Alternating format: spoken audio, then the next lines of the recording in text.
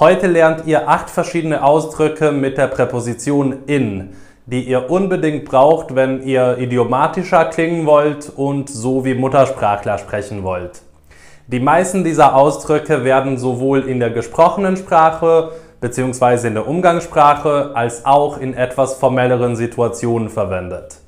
Heute lernt ihr diese 7 Ausdrücke: in Bausch und Bogen, in Hülle und Fülle, im Großen und Ganzen, in Windeseile, in 0, nichts, in erster Linie und in einem Zug.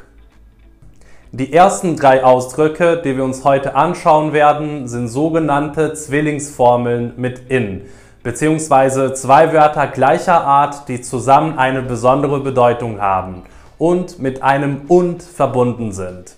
Ihr kennt bestimmt schon Ausdrücke wie fix und fertig, klipp und klar und so weiter, die auch zu diesen Zwillingsformeln gehören. Wir fangen mit der Zwillingsformel in Bausch und Bogen an.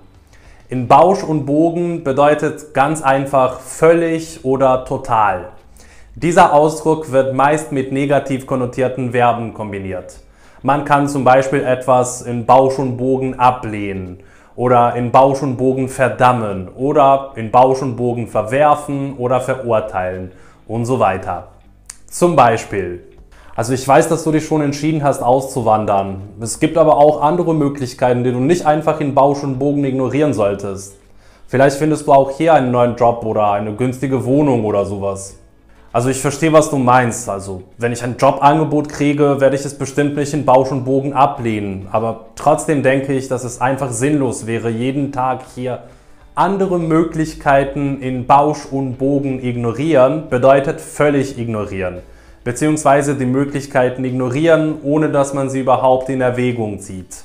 Ähnlich so bedeutet ein Jobangebot in Bausch und Bogen ablehnen, ein Jobangebot total und ohne nachzudenken ablehnen. Und hier ist noch ein Beispiel. Also ich muss mal ehrlich sein, der neue Praktikant macht alles falsch. Du weißt wohl, dass er gestern die Unterlagen verloren hat, die wir heute brauchen. Das mag sein, aber du solltest ihn nicht immer in Bausch und Bogen kritisieren. Einiges macht er bestimmt auch gut. Zum Beispiel letzte Woche, da hat er jemanden in Bausch und Bogen kritisieren, bedeutet in diesem Kontext sowas wie ausschließlich kritisieren.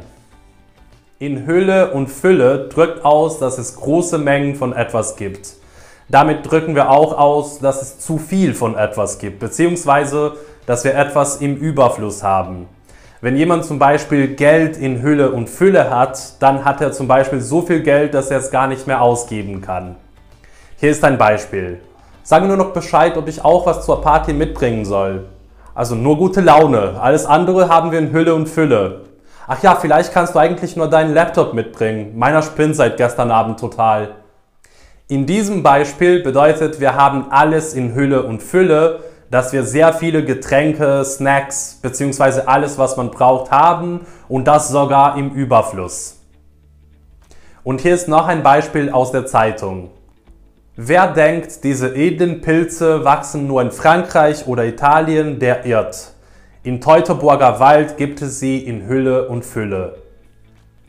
Das bedeutet, im Teutoburger Wald wachsen sehr viele Pilze und es gibt sie überall. Im Großen und Ganzen bedeutet allgemein, mehr oder weniger oder zusammengefasst. Wenn wir zum Beispiel sagen, dass eine Sache im Großen und Ganzen gut war, meinen wir eigentlich, dass sie im Allgemeinen gut war, aber dass es vielleicht auch einige Aspekte gab, die nicht so gut waren, die aber auch keine große Rolle spielen. In diesem Sinne kann man statt im Großen und Ganzen auch das Adverb größtenteils benutzen. So hat zum Beispiel Frau Angela Merkel über die Corona-Lage in Deutschland im Mai 2020 gesprochen. Der Reproduktionsfaktor ist konstant unter 1. Nur noch ein Landkreis hat einen Wert von über 50 akuten Fällen pro 100.000 Einwohnern. Und wir haben es im Großen und Ganzen geschafft, die Ansteckungsketten, also die Infektionsketten, auch nachverfolgen zu können. Wenn sie also sagt, wir haben es im Großen und Ganzen geschafft, meint sie, wir haben es mehr oder weniger geschafft. Also wir haben es geschafft, aber es gibt immer noch einiges, was getan werden kann. Und hier ist noch ein Beispiel. Und bist du mit den Prüfungsergebnissen zufrieden? Also im Großen und Ganzen schon, aber ich denke, die letzten 2 Aufgaben hätte ich auch noch besser machen können. Das heißt, ich bin im Allgemeinen zufrieden, aber es hätte noch besser sein können. Und noch ein Beispiel.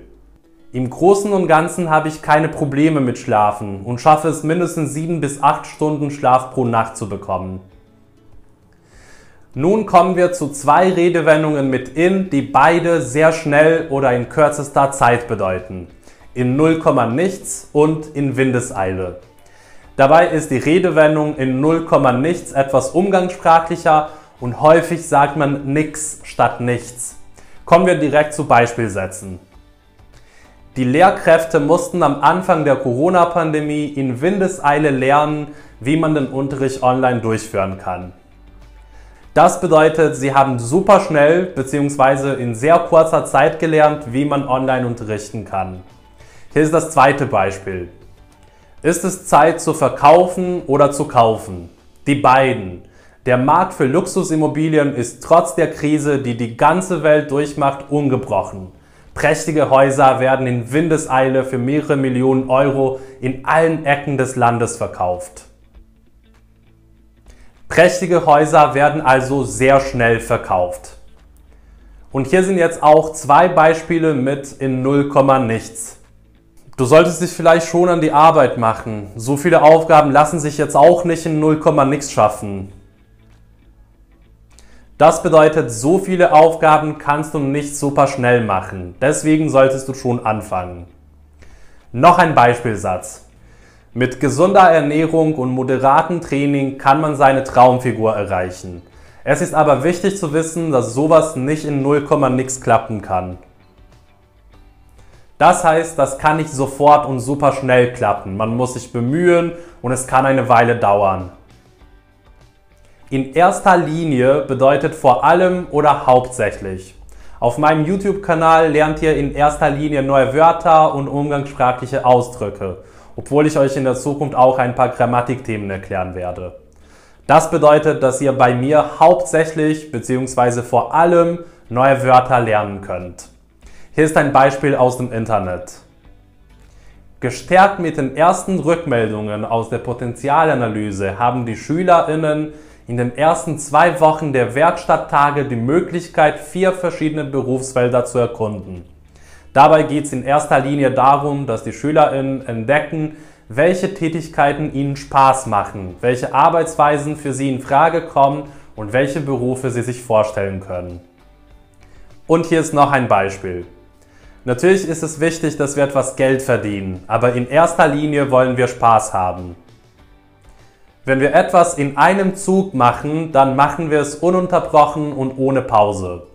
Zum Beispiel, der Schriftsteller hat das ganze Buch in einem Zug geschrieben. Oder anders gesagt, er schrieb das ganze Buch von der ersten bis zur letzten Seite, ohne eine Pause zu machen. Das wäre es dann für dieses Video. Schreibt mir gerne unten in die Kommentare, was ihr in meinem nächsten Video lernen wollt. Vergesst es auch nicht, dieses Video zu liken und meinen Kanal zu abonnieren. Danke euch fürs Zuschauen und bis bald.